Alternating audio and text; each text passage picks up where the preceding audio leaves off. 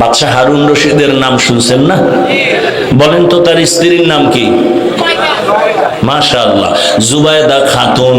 এই জুবায়দা একদিন স্বপ্ন দেখতেছে বাইতুল্লাহর সামনে সে দাঁড়ানো, আর সারা দেশের মানুষ এসে এসে জুবায়দার সাথে জিনা করে।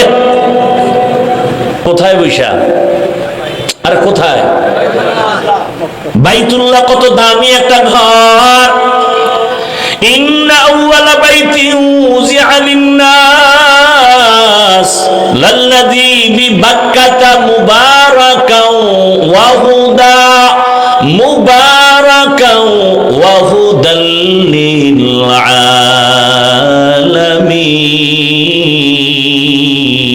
আলামিন। আল্লাহ জমিন বানায় প্রথম ঘর বানাইলেন হেদায়েতের ঘর, বাক্কা নগরী বাইতুল্লাহ। যেই বাইতুল্লাহর দিকে তাকাইলেই শুধু সওয়াব আর সওয়াব। বাইতুল্লাহর এরিয়ায় বসে একবার বলবে আল্লাহ, 1,00,000 বার আল্লাহ বলার সওয়াব। জুবায়দা খাতুন স্বপ্ন দেখে বাইতুল্লাহর পাশে দাঁড়ানো, আর সারা দেশের মানুষ এসে এসে জুবায়দার সাথে জিনা করে। এটা বাস্তব না স্বপ্ন? স্বপ্ন। এবার জুবায়দা ঘুম থেকে উঠিয়া ভয় পেয়ে গেলেন, এমন কপাল আমার, তাও আবার বাইতুল্লাহর সামনে দাঁড়ানো। যেই বাইতুল্লাহ ঢুকলে সওয়াব আর সওয়াব, 1 সেজদা 1,00,000 সেজদার সওয়াব, একবার আল্লাহ বলা 1,00,000 বার আল্লাহ বলার সওয়াব। কিন্তু ব্যাখ্যা কই পাই? এজন্য ব্যাখ্যা তো যে বুঝে তার কাছে যেতে হবে। উল্টা পাল্টা স্বপ্নের ব্যাখ্যা নেওয়া যাবে না, বলাও যাবে না।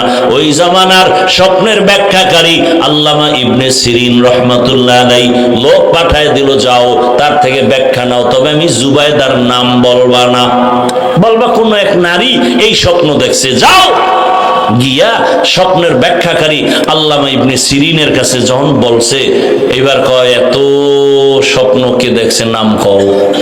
কয় নাম বলা যাবে না। কয় ভাগো, ব্যাখ্যা দেওয়াও যাবে না, কারণ ব্যক্তি হিসাবে ব্যাখ্যা হবে। ব্যক্তি হিসাবে পিশাব যদি স্বপ্ন দেখে নবী উলঙ্গ ডাস্টবিনে পড়ে আছে, কত বড় ভিড় হইলে দেখতে পারে? হ্যাঁ, কিতনা বড় দাজ্জাল। দেখেন নবী উলঙ্গ ডাস্টবিনে পড়ে আছে, ব্যাখ্যা কি হবে? কয় পীরের ঈমান উলঙ্গ। কথা বলেন না কেন? ওর আত্মা মরা ডাস্টবিনে পড়ে আছে। এই জন্য স্বপ্ন দেখলেই হবে না। একজনের স্বপ্ন দেখছে, কয় হুজুর আমি এক স্বপ্ন দেখছি। কি? কয় যে নবী আমার পেছনে, আমি নবীর সামনে জানাজার ইমামতি করতেছি, নবী আমার মুক্তাদি। কয় এটা তো হইতেই পারে না, কাম তো ঘটে গেছে। কি? কয় তোর বাপের মরণ হইব কিছুদিনের মধ্যে, তোর বাবার মরণ হইব। হায় হায় হায়, নবী পেছনে থাকবে, ইমামতি করবা, হতে পারে না। ভাইরা আমার, এবার আবার দৌড়ায় আসলো জুবায়দা খাতুন।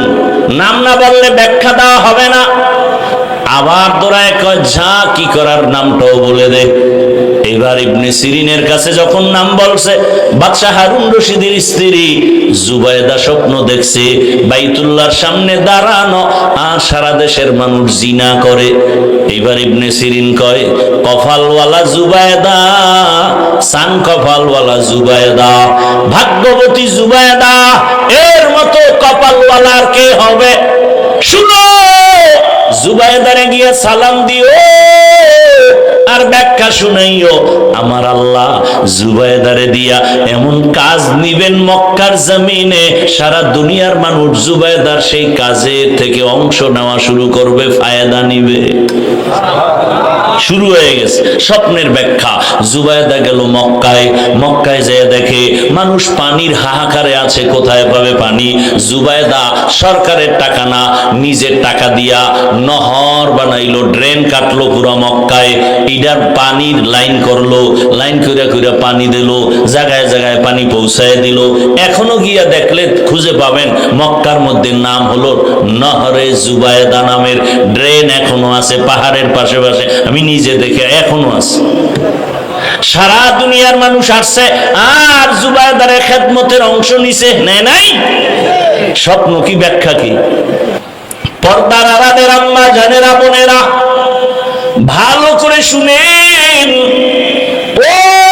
ওই বাদশা হারুন রশিদের স্ত্রী জুবায়দা খাতুন, তিনি ছিলেন কোরআনের হাফেজা। তার কাজের লোক ছিল 100 নারী, সমস্ত কাজের নারীরাও কোরআনের হাফেজা। আরো আস্তে করে বলেন,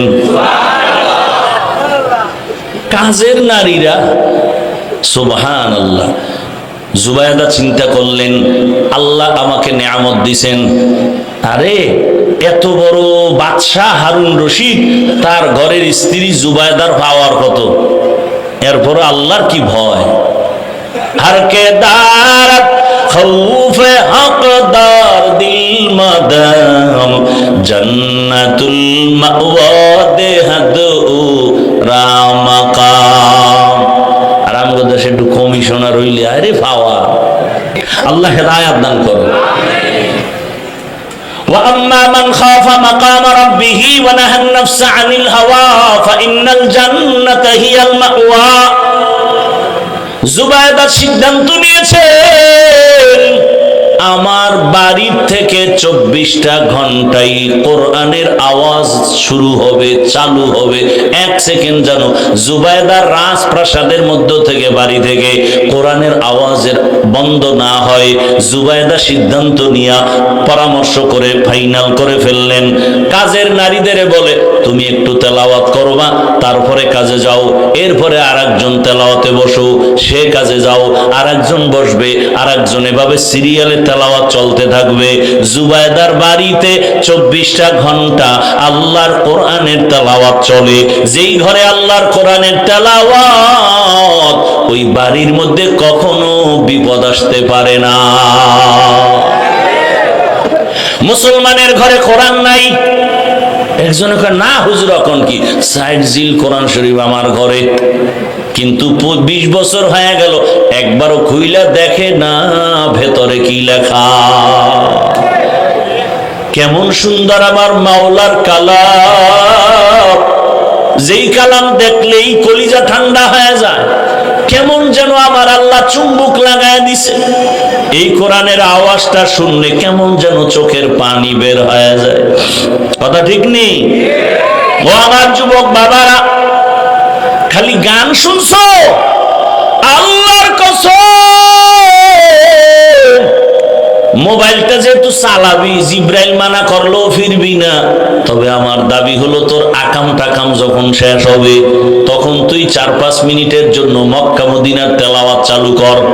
মক্কা মদিনার তেলাওয়াত চালু কইরা মোবাইলটা পাশে রাইখা চুপ করে শুয়ে থাক, ঘুমায় যা শুনতে শুনতে। এক সময় তোর অন্তর এমন হবে, চোখ দিয়ে পানি বের হয়ে যাবে, তুই নিজেই বলবি, আল্লাহর কোরআনের তেলাওয়াতের মতো মজার আওয়াজ নাই, আর কখনো গানের আওয়াজ কানে দিব না। আল্লাহর কোরআন তো এমন এক মজার তেলাওয়াতের কিতাব।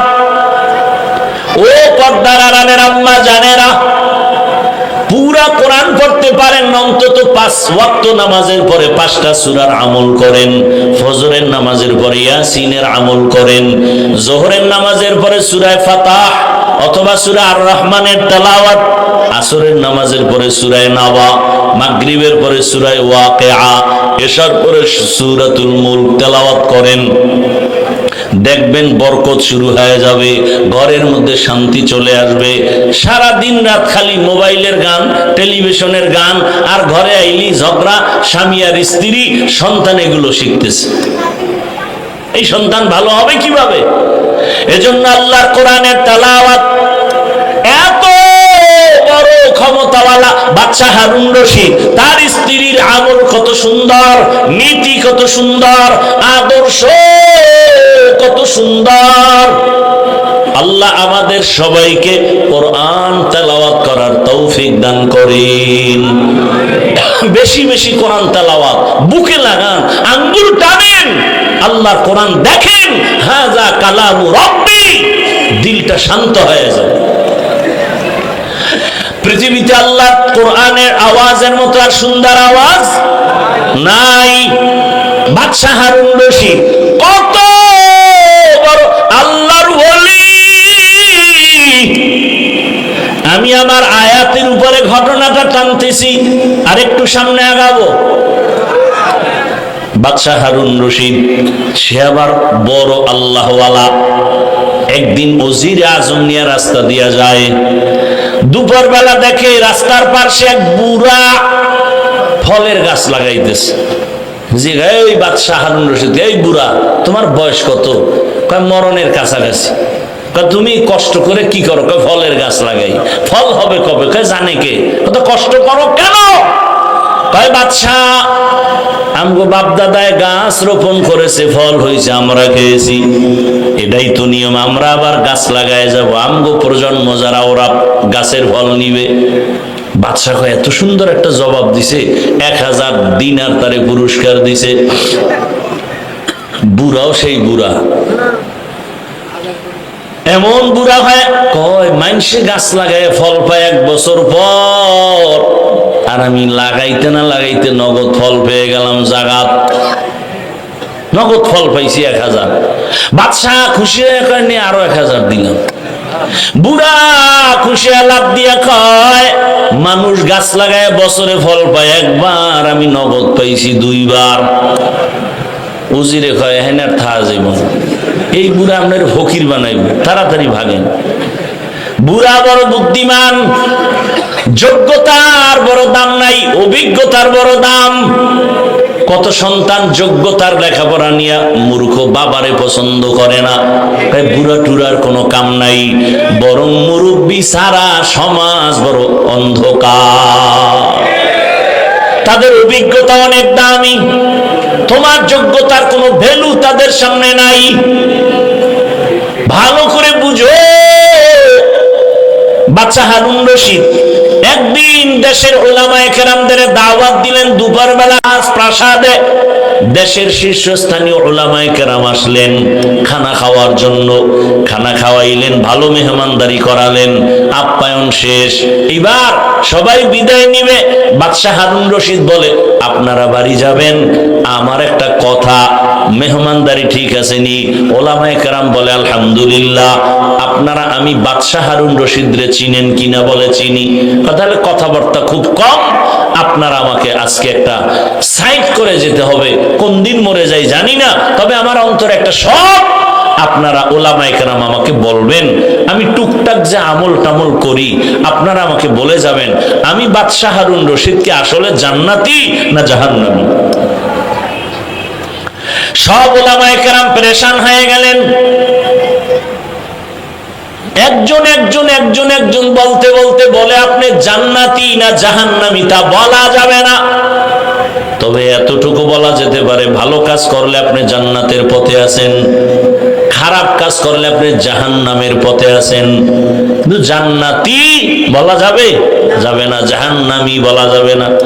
বাদশাহ মজাক করে বললেন তো খাওয়াইয়া লাভ হইল কি হুজুর গো, একটা সাইড আমারে করতে না পারলে ঠিক আছে, আপনারা চলে যান, দোয়া করবেন।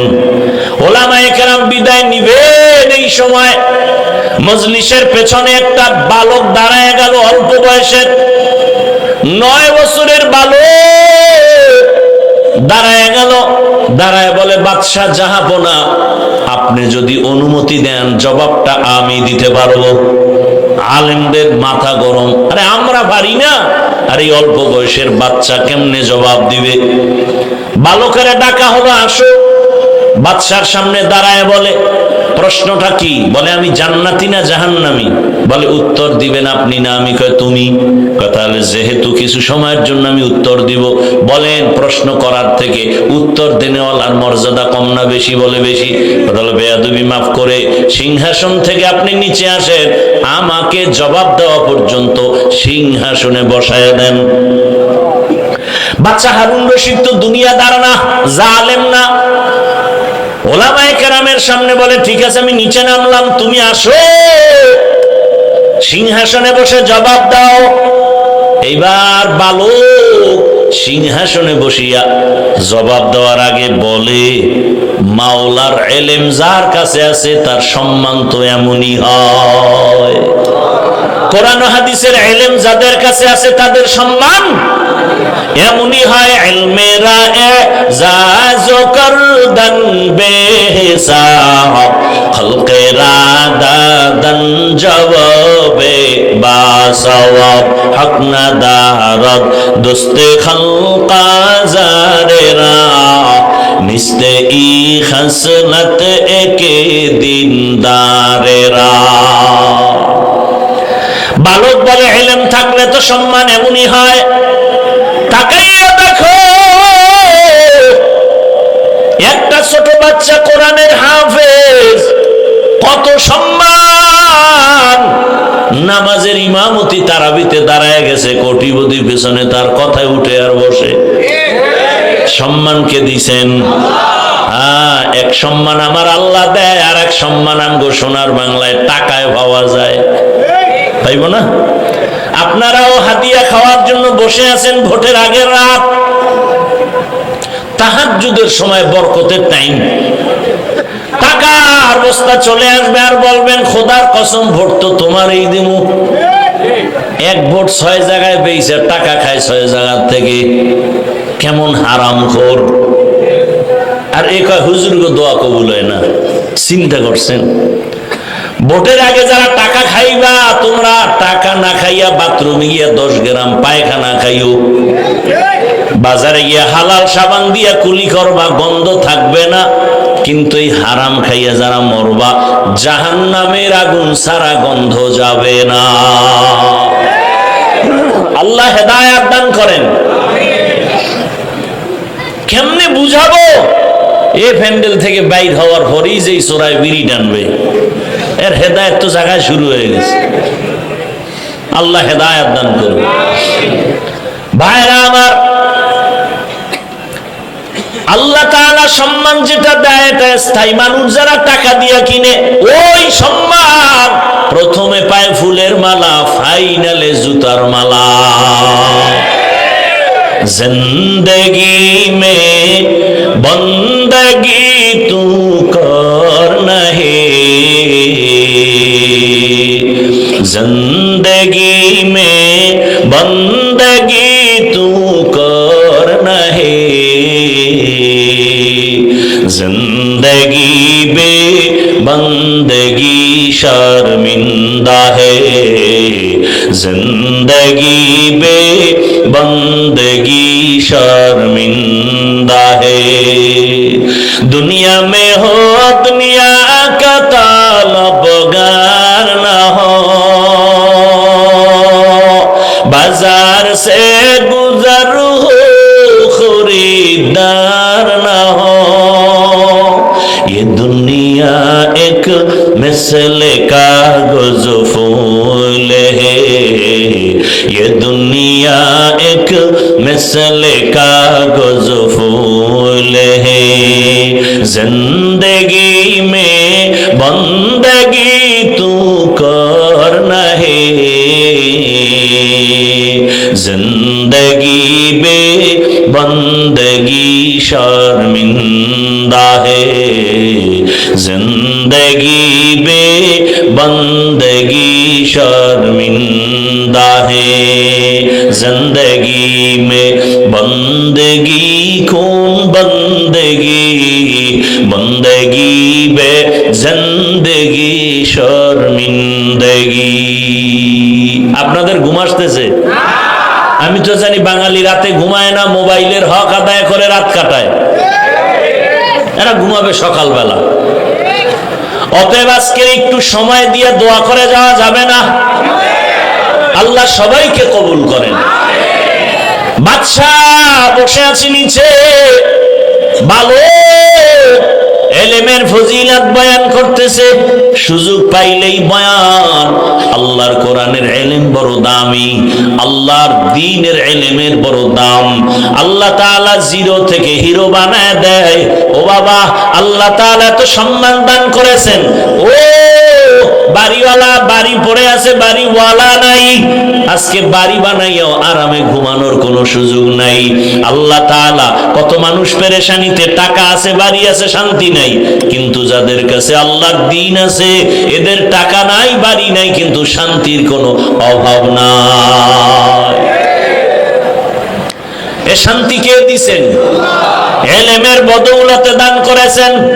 ও আমার কলিজার যুবক, তুমি স্কুলে পড়ো, কলেজে পড়ো, চাকরি করো, ব্যবসা করো, ডাক্তার হও, ইঞ্জিনিয়ার, প্রফেসর হও, তবে আমার আল্লাহর কোরআনটা সিনায় লাগাও। আল্লাহর কোরআন লাগায় দেখবা তুমি স্কুলে পড়লেও সম্মান বেড়ে যাবে। আমাদের সমাজে বহু ডাক্তার আছে, 5 ওয়াক্ত নামাজি নাই। তাহলে কেন বলবো ডাক্তার হওয়া খারাপ? ইঞ্জিনিয়ার হয়েও 5 বেলার নামাজ পড়ে, উলামায়ে কেরামের সাথে কলিজার সাথে সম্পর্ক, তাহলে আমি কেন বলবো ইঞ্জিনিয়ার হওয়া খারাপ? ভাইরা আমার, ইলমের ফজিলত বড় দামি। আল্লাহর কোরআন, আমি জামা পরেছি, কাপড় বড় দামি, কিন্তু নরমাল কাপড় যেটা টেইলার ফালায়া দেয়, ওটারে সুন্দর করে ধুইয়া সেলাই করে কোরআনের সাথে লাগায় দিছে, গিলাপ বানাইছে, দাম বেড়ে গেছে। এই যে কাঠের চেয়ার, কত দাম, কিন্তু এর উপরে পাও লাগায়, কোনো খবর নাই। কিন্তু সামান্য একটা নরমাল কাঠ দিয়ে কোরআনের রেহাল বানায় দিছে, বড় দাম বেড়ে গেছে। আপনাদের এলাকায় বহু ঘর, বিল্ডিং আছে, একটা বিল্ডিং এর ওই পরিমাণ দাম নাই। কোরআনওয়ালাই মাদ্রাসার ঘরের যেই দাম। আল্লাহ দেয়া সম্মান চোখের সামনে দেখতেছেন, বুঝেন না কেন? কেন কোরআন পড়েন না? কেন কোরআনওয়ালাদের সাথে সম্পর্ক তৈরি করেন না? আল্লাহর কোরআনের সাথে সম্পর্ক রাখেন, কোরআনওয়ালাদের সাথে সম্পর্ক রাখবেন, দেখবেন আপনার দুনিয়াতেও কামাই রুজি, ব্যবসায় বরকত বেড়ে যাবে। আল্লাহ তৌফিক দান করেন। এবার বালক ডাক দিয়ে কয়, বাদশা হারুন রশিদ, আপনার প্রশ্নটা আবার করেন। বলে, আমি জান্নাতি না জাহান্নামী? এবার বালক বলে, বাদশা আমাকে একটা প্রশ্নের জবাব দেন। জীবনে আপনার এমন কোন ঘটনা ঘটছে কিনা যে আপনার সামনে সুন্দরী রূপসী মেয়ে দাঁড়ানো, অনেক সুন্দরী, কি আপনি চাইলেই গুনাহ করতে পারতেন, কিন্তু আমার আল্লাহর ভয়ের দিকে খেয়াল করে আপনি সেখানে গুনাহ করেন নাই, এমন কোন ঘটনা ঘটছেনি? এবার বাদশা কয়, একটা না, অনেকগুলো ঘটনা। আমার সামনে সুন্দরী মেয়েরা, সুন্দরী রমণী, তার ব্যক্তিগত জরুরতে আসছে, রাষ্ট্রীয় কোনো জরুরতে আসছে, আমি আল্লাহর প্রতি ভয় প্রদর্শন করে আমি গুনাহ করি নাই, নিজেকে কন্ট্রোলে নিয়ে আসছি। বালক ডাক দিয়া কয়, যদি আপনার কথা সত্যই হয়, আমি চ্যালেঞ্জ দিলাম, আপনি শুধু জান্নাতি না, আপনি বিনা হিসাবে জান্নাতি। ওলামায়ে কেরাম কয়, এটা কেমনে? এই বালক জবাব দাও। বালক ডাক দিয়ে বলে, আমার বাবার কথা না, দাদার কথা না, মন গড়া কথা না, আল্লাহর কোরআন হলো দলিল। বলে, আল্লাহর কোরআন দলিল মানি দাও। এবার বাচ্চা বালক আল্লাহর কোরআন থেকে দলিল দিয়া বলে, আল্লাহর ওয়াদা তুমি শুনো নাই? ওয়া আম্মা মান খাফা মাকামা রাব্বিহি ওয়া নাহান নাফসা আনিল হাওয়া ফাইন্নাল জান্নাতা হিয়াল মাওয়া। আল্লাহ ওয়াদা করেছেন, আমার আদালতে দাঁড়াইয়া হিসাব দেওয়ার ভয়, যারা দুনিয়াতে গুনাহ থেকে নিজেকে বাঁচাইয়া রাখবেন, আল্লাহ বলেন আমি তাকে বিনা হিসাবে জান্নাত দিব। हर के दारत खौफे हकदार दिल मदाम जन्नतुल मअवा देहद राम काम बखा कुरआ कलामुल्लाह बशनो कदीमास्ती नईनो। ও আমার যুবক বাবারা, বৃদ্ধ বাবাজিরা, ও ব্যবসায়ী বাবারা, ও চাকরিজীবী বাবারা, পর্দার আড়ালের মা বোনেরা, একটু শুনে আমার আল্লাহ পাকের আদালতের এত ভয় কেন? আম্মা জান আয়েশা রাদিয়াল্লাহু আনহা বলেন, আমি একদিন তাকায় দেখি, প্রায় সময় নজর করি, দেখি আমার রহমতের নবী আমার হুজরায় বসে গুনগুন করে কান্না করে। আমি প্রায় দেখতাম নবী কান্না করেন গুনগুন করে। আমি ভয় পাইতাম না জানি আমার কোনো বেয়াদবি হয়ে গেল। আম্মাজান বলেন আমি একদিন রহমতের নবীর পার্শ্বে গিয়া দাঁড়াইলাম। আরে আমি তো বয়সে অনেক ছোট, 6 বছর বয়সে রসুলের সাথে আমার বিবাহ, 9 বছর বয়সে রসুলের ঘরে আসছি। 18 বছর বয়স যখন হলো আম্মাজানের থেকে রসুল বিদায় নিয়ে দুনিয়ার থেকে চলে গেলেন। মাত্র 9 বছর নবীর ঘর করলেন। আমার নবী ঘরে বসে কাঁদবেন আর আমি আয়েশা ভয় পাই না জানি কোনো বেয়াদবি হয়ে গেল। নবীর পাশে গিয়া দাঁড়ালাম। ইয়া রাসূলুল্লাহ আপনি কেন কাঁদেন?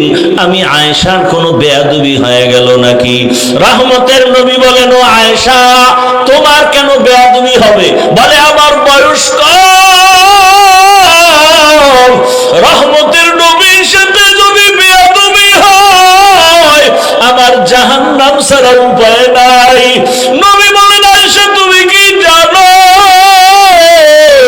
তোমার সাথে বিবাহের পয়গাম কে দিয়েছে জানো? আমি তোমাকে বিবাহ আমার বাবার কথাই করি নাই, তোমার বিবাহের সাথে আমার বন্ধ তোমার পয়গাম দিয়েছেন ডাইরেক্ট আমার আল্লাহ। তুমি বেয়াদবি করবা এমন আল্লাহ তো এমন ব্যক্তির ব্যাপারে পয়গাম দিবে না। তবে নবী আপনি কাঁদেন কেন? রহমতের নবী বলেন আয়েশা আমার জীবনের একটা ইতিহাস বড় কঠিন, তুমি জানো না। আমার জীবনে 2টা কথা বেশি বেশি মনে পড়ে গেলে,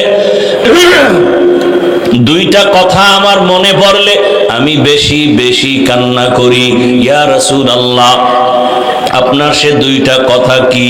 বলে আয়েশা তুমি জানো না আমার জীবনের একটা বেশি অংশ চলে গেছে, তুমি আমার শেষ অংশে চলে আসছো। ওই বেশি অংশটা আমার কান্নার ইতিহাস, আমার না খাওয়ার ইতিহাস, আমার উপরে জুলুম অত্যাচারের ইতিহাস। আমার বংশের ভেতরে চতুর্মুখী দুশ্মন। আমি দুনিয়াতে আইসা একবার বাবার চেহারাও দেখতে পারি নাই, বাবা বলে ডাক দিতে পারি নাই। 6 বছরে আমি মা হারিয়েছি, 8 বছরে আমার বাপ দাদাও চলে গেল। আমার জীবনে এমন অবস্থা, ডানেও দুশ্মন বামেও দুশ্মন, পেছনে দুশ্মন, চতুর্মুখী দুশ্মন। আমার হাঁটার পথে কাটা, আমারে চতুর্মুখী ভাবে অত্যাচার, আমাকে রাতের বেলা চাই মেরে ফেলবে। আমার বাড়ির চতুর্পার্শ্বে ঘেরাও দিয়া দুশ্মন হাজির হয়ে গেল। ও আয়েশা ওই সময় আমার টাকা নাই, আমি অত বড় অসহায়, এমন এক হালাত। ওই সময় আমার একমাত্র দুনিয়া দারুল আসবাব হিসাবে আল্লাহ আমাকে 2টা ছায়ার ব্যবস্থা করলেন। আমার জীবনের এক বড় ছায়া আমার চাচা আবু তালিব, আর একটা ছায়া আমার সহধর্মিনী খাদিজা রাদিয়াল্লাহু আনহা। ছিল সে আরবের বড় ধনী নারী। ও পর্দার আড়ালের আম্মা জানেরা, আপনারাও তো খাদিজা রাদিয়াল্লাহু আনহার মতোই তো দেখতে নারী। আপনারা যদিও খাদিজা না, আল্লাহ তাআলা আপনাদের এত মর্যাদা দান করলেন। নবীজি যেই সময় দুনিয়াতে আসছেন নারী ছিল সমাজের বড় অবহেলিত, নারী পছন্দ করে না। বাবা তার কন্যাকে গলা টিপে মেরে ফেলে, কন্যা পছন্দ করে না। নবী বলেন ও আয়েশা আমার ওই কঠিন সময়, আমার অসহায়ত্বের অবস্থার ভিতরে খাদিজা আরবের বড় ধনী সম্পদওয়ালা আমার ঘরে যখন আসছে, 2 স্বামী বিদায়ের পরে আমি একাধিক সন্তানের মা হওয়ার পরে খাদিজা আমার ঘরে আসছে। আমার অবস্থা দেখিয়া খাদিজা তার সব সম্পদ আমি রহমতের নবীরে হাদিয়া দিয়ে দিছে, আমি এগুলো দান করে দিলাম। এমন অবস্থা আমি না খায়া না খায়া কষ্ট করি। আরে আমাকে ওই আমার বংশের দুশ্মনেরা একটানা 3টা বছর শিয়াবে আবু তালিবের মধ্যে গৃহবন্দী করে রাখলো। পাহাড়ের পাদদেশে পানি দেয় না, খানা দেয় না, এমন এক হালাত আমার জীবনের। আমি গাছের পাতা ছিঁড়ে ছিঁড়ে চাবায় চাবায় খাই, পেটের ক্ষুধা নিবারণ করি। আমার কষ্ট শেয়ার করতে গিয়া আমার বিবি খাদিজা আমার কাছে আইসা সেও পাতা চাবায় খায়, তার টাকা পয়সা থাকার পরেও আমার মোহাব্বতে ঘরে যায় না, এত কষ্টের জীবন কাটাইলো। আমি হেরা গুহার ভেতরে সপ্তাহে সপ্তাহ ধ্যানে কাটাইতাম, মাঝে মাঝে নাস্তা নিয়ে যাইতাম, মাঝে মাঝে নাস্তা শেষ আমি ঘরে আসি না, আমি আমার মাওলার মোহাব্বতের বন্ধনে সাধনা করি। আমার বিবি খাদিজা মহিলা হইয়া ওই পাহাড় বেয়ে বেয়ে উপরে উঠিয়া আমার হেরা গুহার মধ্যে নাস্তা নিয়ে যাইতো। আমি কালেমার দাওয়াত দিতে যাই, আমি রাতের যত গভীর হোক ঘরের কিনারা আইসা সালাম দিতাম, আসসালামু আলাইকুম ইয়া আহলাল বাইত। সাথে সাথে ঘরের ভেতর থেকে আওয়াজ, লাব্বাইক ওয়া সাদাইকা ইয়া রাসূলুল্লাহ। আমি আশ্চর্য হয়ে যাইতাম, ও খাদিজা আপনি কি ঘুমান না? খাদিজা বলেন, ইয়া রাসূলুল্লাহ আমি জানি আপনার মা নাই, বাবাও নাই, আপনার চতুর্মুখী দুশমন। আজকে যদি আপনার মা থাকতেন, আপনাকে বাহিরে রেখে মা ঘুমাইতে পারতেন না। আমি খাদিজা বড় ভয়, দুইজন স্বামী বিদায়ের পরে আপনার ঘরে আসলাম, একাধিক সন্তানের মা হয়ে আছি, রহমতের নবী। আমি যদি ঘুমায়া যাই আর আপনি দরওয়াজায় এসে যদি কষ্ট পান, আমার খাদিজার জাহান্নাম ছাড়া কোনো পথ নাই। আমি নবী আপনি যতক্ষণ আসেন না, আমি দাঁড়া অপেক্ষা করি, এক সেকেন্ডের জন্য আমি বিছানায় ঘুম যাই না। ও আয়েশা,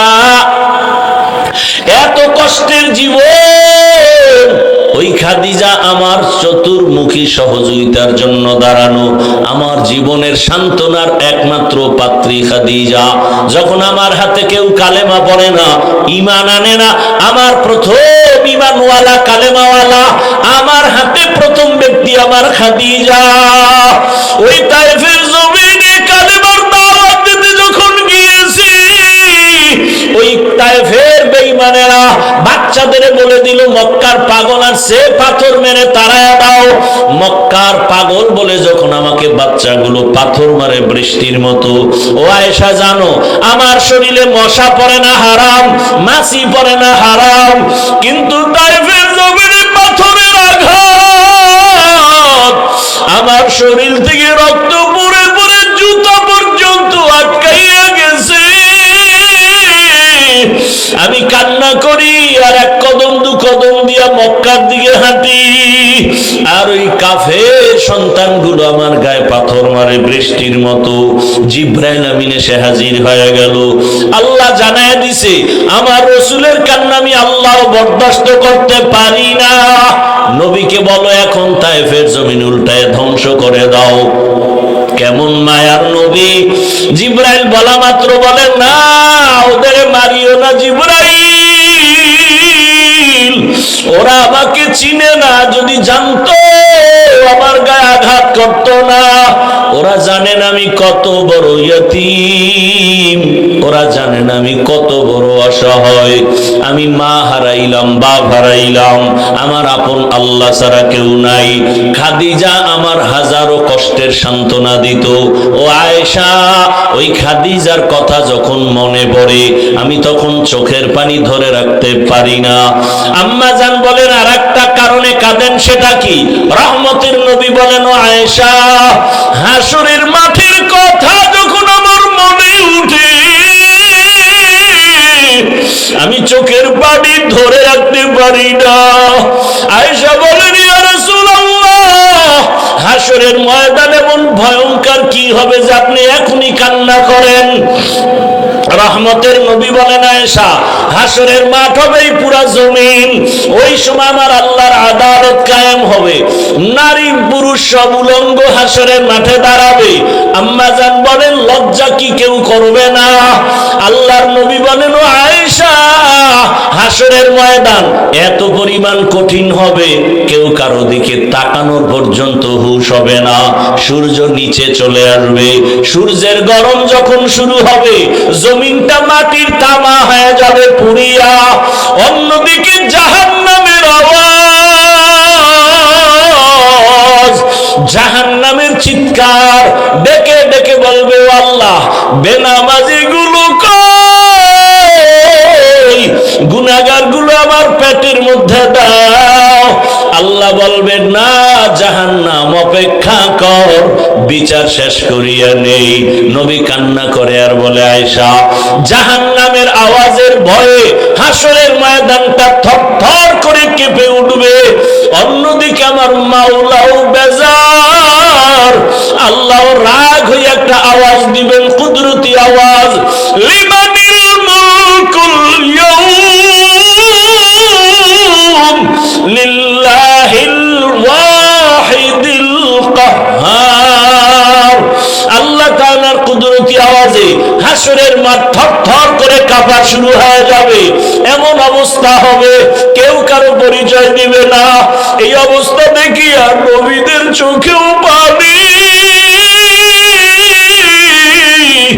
আদম নবীও সিজদায় পড়ে কাঁদবেন, মুসা নবী কান্না শুরু করবেন আর বলবেন, ও মালিক, আমার উপায় কি? সূর্যের গরম, জাহান্নামের গরম, আমার আল্লাহ বড় রাগ। এমন অবস্থায় নবী বলেন, আয়েশা, ইব্রাহিম নবীও কান্না, নূহ নবীর কান্না, ঈসা নবীর কান্না, মূসা নবীর কান্না। আম্মা জান বলেন, নবী, উম্মতের উপায় কি? আল্লাহর নবী বলেন, উম্মতেরা আদম নবীর কাছে যাবে, ফেরত চলে আসবে, মূসা নবীর কাছে যাবে, ফেরত চলে আসবে, সর্বশেষ এরা খুঁজবে আখিরি নবী কই, এরা আমাকে তালাশ করতে থাকবে। ও নবী, আপনি তখন কোথায় থাকবেন? নবী বলেন, আমি তখন আমার মাওলার সামনে মাকামে মাহমুদে।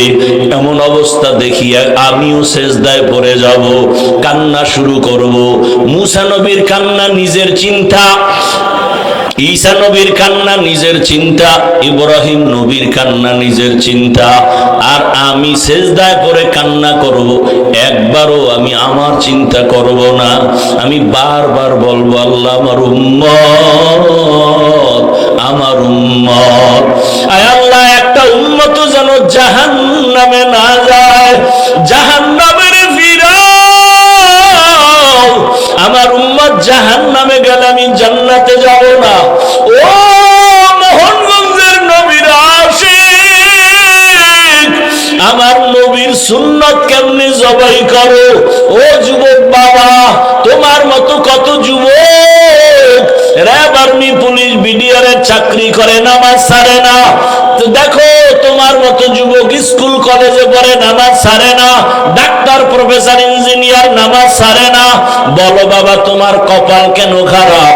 আমার নবীর মায়া কি তোমার অন্তরে আসবে না? কেন তুমি দাড়ি কাটো, নামাজ ছাড়ো? আমার মাওলার আদালতের ভয় কি নাই? ও পর্দার আড়ালের মা বোনেরা, কয়দিন দুনিয়াতে বাঁচবেন? আপনার মতো কত মা এখনো আছে বেপর্দায়, চলে না, নামাজ ছাড়ে না, মোবাইলে সময় নষ্ট করে না। আম্মা জানেরা, বোনেরা, আপনারা কেন পারবেন না? এখনো সময় আছে, আল্লাহর কাছে তওবা করেন।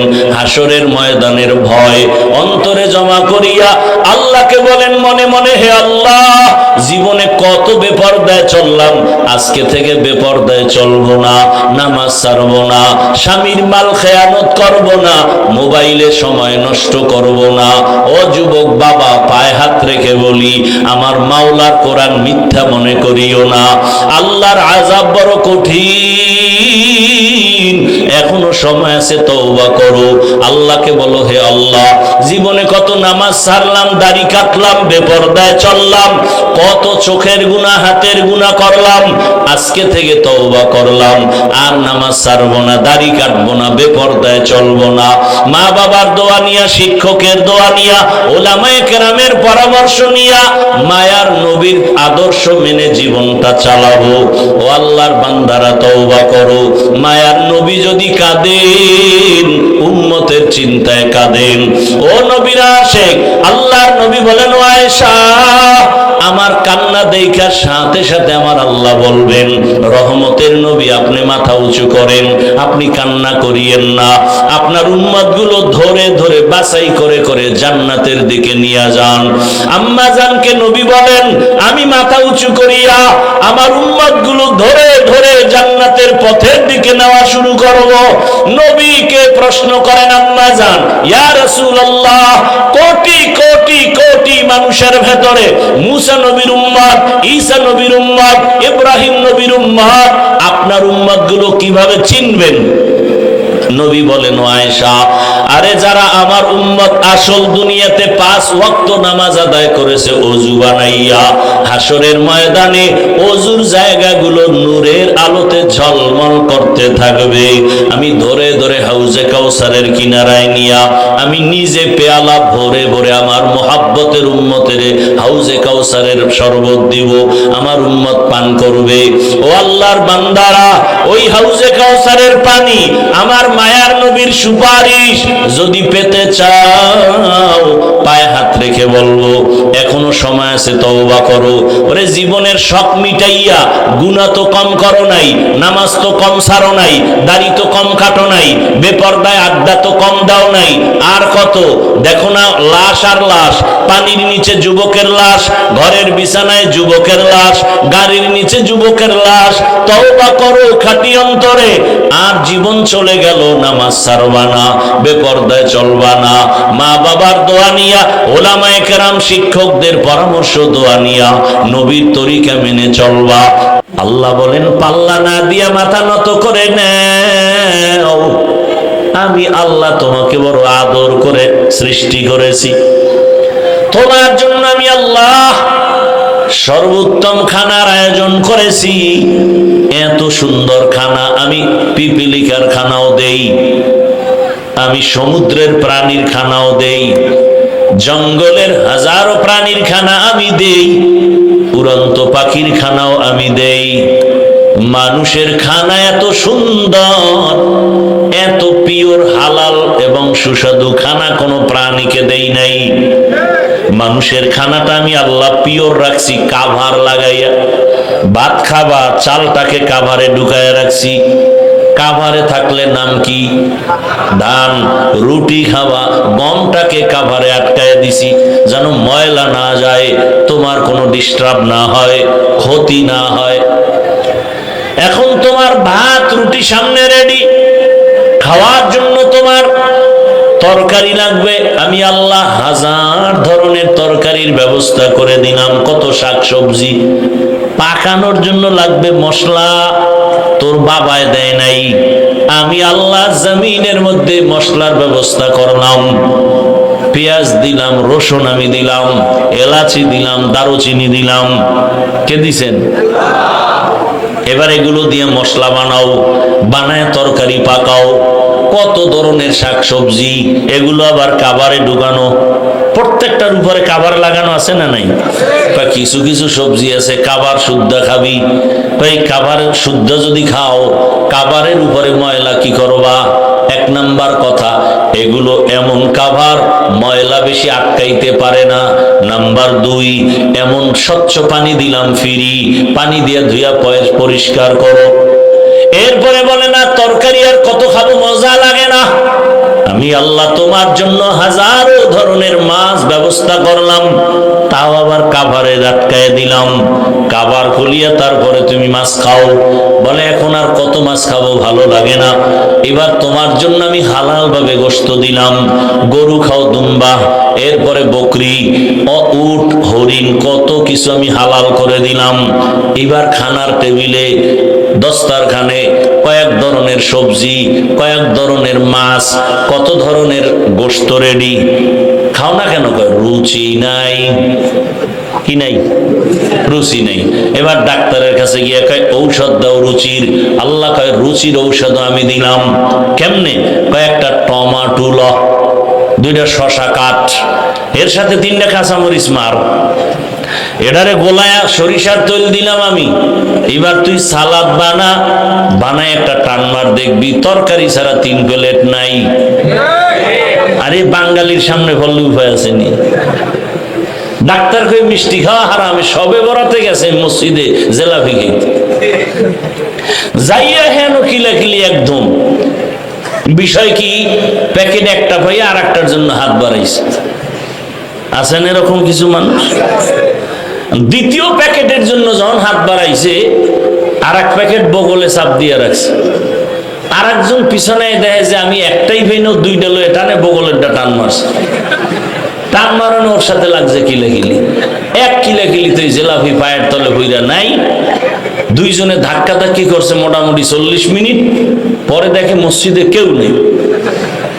এইবার মাথা গরম, জেলাপিও পাইলাম না, মাইর খাইলাম হুদা। মসজিদ থেকে বের হয় আর আল্লাহ এখানে আর আইনো না, জেলাপি পাইলাম না কেন? এই জন্য আমি মাঝে মাঝে বলি, মানুষের আল্লাহ নফস দিছেন 3টা, নফসে মুতমাইন্না, নফসে আম্মারা, নফসে লাওয়ামা। আর বাঙালির আর একটা নফস আছে বেশি, এটার নাম খাওয়ামা। এটার অভ্যাস হলো খালি খাওন তালাশ করে, হালালও বাজে না, হারামও বাজে না, পাইলেই খায়, পাইলেই খায়। কুকুরের মতো, গরুর মতো হাটে আর চাটে, হাটে আর চাটে, হাটে আর চাটে।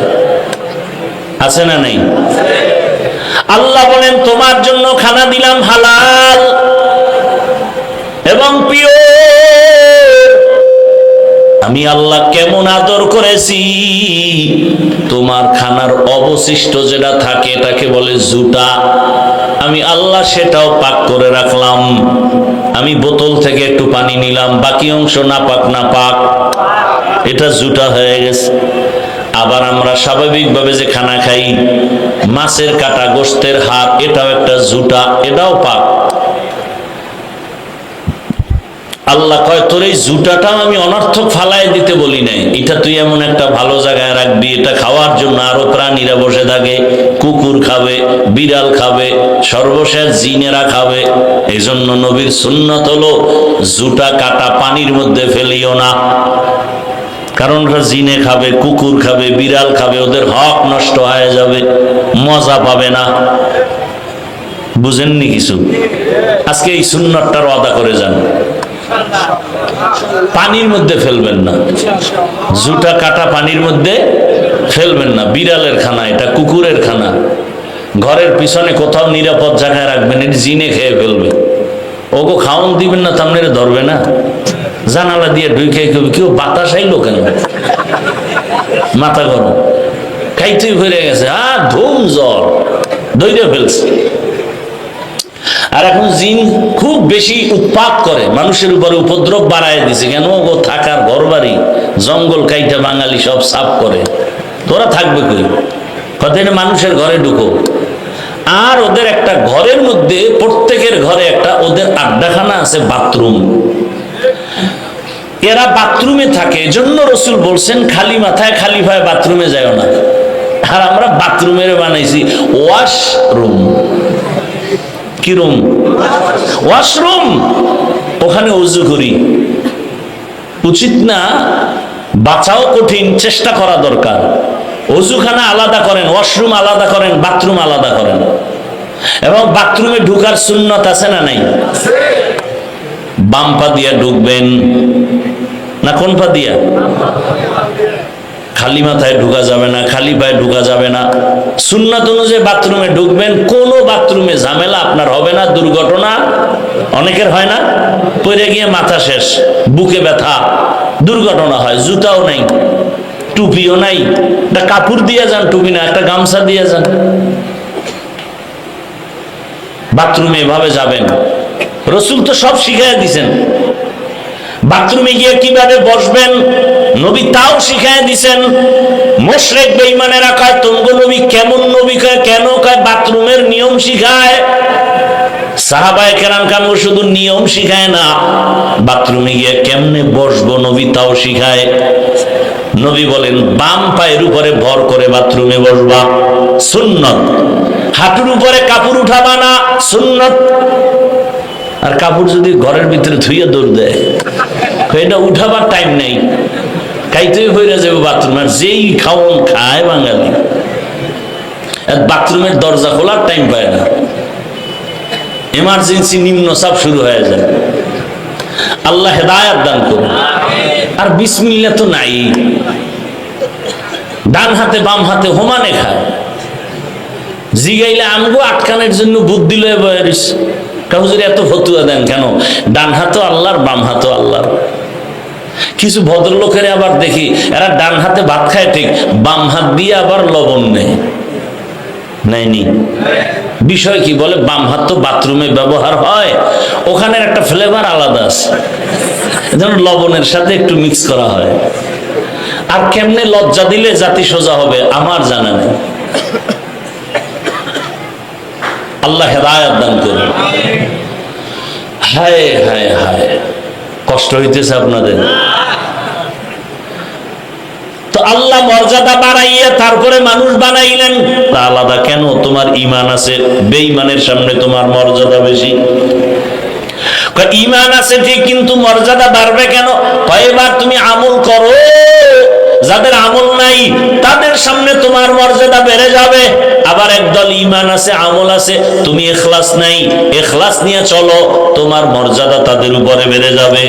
ইখলাস আছে, তাকওয়া আছে, ঈমান আমল সব আছে, এবার মর্যাদা কিভাবে বাড়বে? বলে এখন তোমারে ভালোবাসে কয়জন মানুষ? ফেসবুকের ফলোয়ার দেখ, 500 ফলোয়ার, এটি আমার সবে কুরের বন্ধু। একজনে বলছে না, কে তোর বন্ধু জানুনি? তুমি যাকে ভালোবাসো সে তোমার বন্ধু না, তোমাকে যে ভালোবাসে সে তোমার বন্ধু। তোমাকে যে ভালোবাসে সে তোমার আসল বন্ধু, তুমি যাকে ভালোবাসো সে তোমার আসল না, বরং সে তোমার দুশ্মন। স্বার্থে আঘাত লাগলেই ছুরি রেডি। এখন বাংলাদেশের নোংরামি কেমন? মানুষ মারার জন্য দুশ্মন লাগে না, নিজের আপন বন্ধুই রেডি। আল্লাহ হেদায়েত দান করুন। ভাইরা আমার, তোমাকে এখন 500 লোক ভালোবাসে, বিনয়ী হয়ে চলো, হারাম থেকে বাঁচো, তাকওয়ার উপরে চলো, ভালোবাসা মানুষের বেড়ে যাবে। বলে কেমন? এক পর্যায়ে দেখবা গোটা দেশের আমার মুমিন ভাইরা এই পরিমাণ ভালোবাসবে। আরো বাড়বে নি? হ্যাঁ আরো বাড়বে। এক পর্যায়ে দেখবা বিনয়ী হয়ে যখন চলবা, আমার আল্লাহকে নিয়ে যখন চলবা, তখন দেখবা শুধু মুমিন না, বেঈমানেরাও তোমাদের ভালোবাসা শুরু করবে। শুধু তাই না, আরো যদি আল্লাহর কাছে প্রিয় হতে পারো, দেখবা এক সময় শুধু মানুষ না, ভিন্ন প্রাণীও তোমাকে মহব্বত করবে। মহব্বত করলে দেখবা বাঘ তোমার কথা শুনে, হরিণ তোমার কথা শুনে, দুনিয়ার অন্য প্রাণী তোমার কথা শুনে। এরকম নজিরে জমিনে আছে না নাই? আল্লাহর ওলি বাঘের গিয়া খাই, বাঘ এখানে আমরা বসবাস করব, তুই তোর গন্তব্যে চলে যা। বলতে দেরি, বাঘ তার বাচ্চা কাঁধে নিয়ে পাহাড়ের মধ্যে যাইতে দেরি হয় নাই। নদীর মধ্যে পানি নাই, কি নাই? পানি নাই। এলাকার লোক গিয়ে কয় নদী শুকনা, বহুদিন ধরে পানি নাই। আল্লাহর বান্দা, প্রিয় বান্দা চিঠি লেখা কয় এটা নদীর মধ্যে ফেলে দাও। যখন নদীর মধ্যে চিঠি দেওয়া হয়, সাথে সাথে শুকনা নদীর মধ্যে জোয়ার শুরু হয়ে গেল। আরো আস্তে করে বলেন।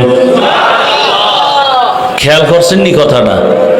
কি শুকনা নদীতে চিঠি লেখছে, পানির জোয়ার, এটা কেমন গাঞ্জাখুরি কথা।